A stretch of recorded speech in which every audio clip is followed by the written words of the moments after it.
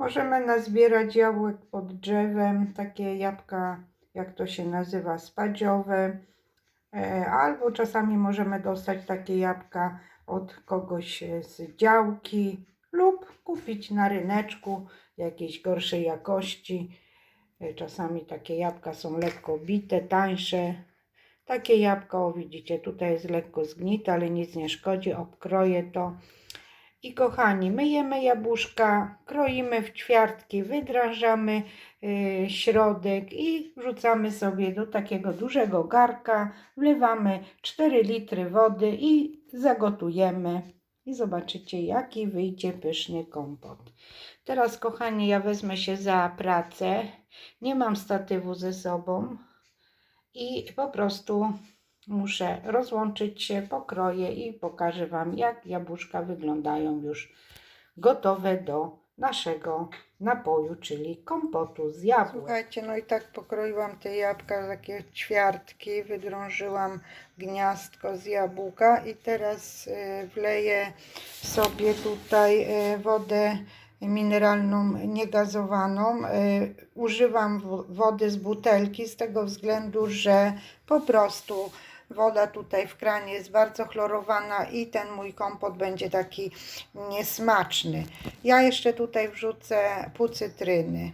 Wycisnę sok z pół cytryny i wrzucę to wszystko do tego garnka. Jak widzicie, wrzuciłam tu pół cytryny, wlałam prawie 5 litrów wody z butelki. Tutaj tą pół cytryny przecięłam na pół, wycisnęłam sok, niech ona nam się zagotuje z jabłkami. Przykrywam to wszystko. Postawiłam na dużym palniku tutaj i co jeszcze Wam chciałam powiedzieć. Od momentu zagotowania gotujemy gdzieś tak 30 sekund, maksymalnie minutę i wyłączamy, a później to wszystko przecedzimy i na końcu słodzimy.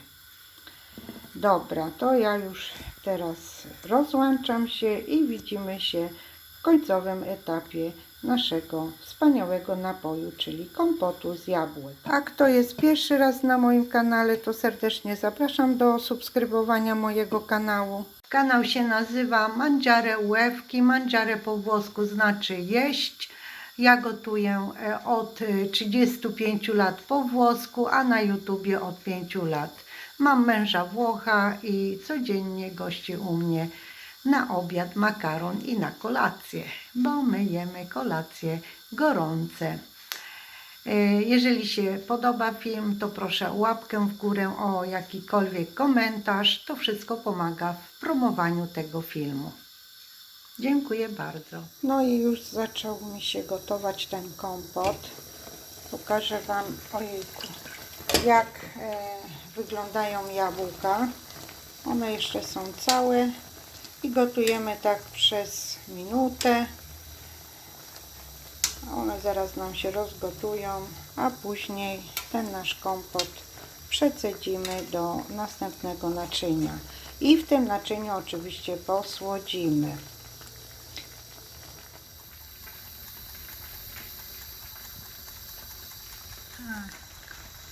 Już Wam pokazuję, jak się mocno gotuje.